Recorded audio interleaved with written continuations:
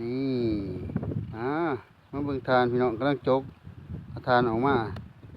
นี่ไม่ทมนี่เอาเปลือกออกก่อนนี่ขูดหมกไงเลยเป็นทานเบิดพี่น้องเลยนี่ก็เป็นทานโอ้ยกไม่วานี่เบิดล่ำเลยทานนี่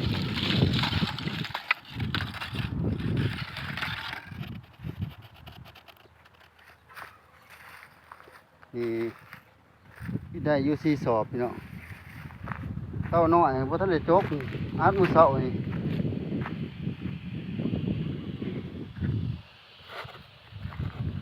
ทานงามเลยเอาไว้แต่งหน้าครับตัวนี้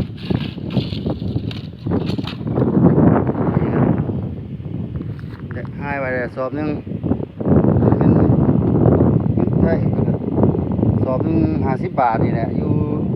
บ้านผมนี่สอบ30,000ขาย35,000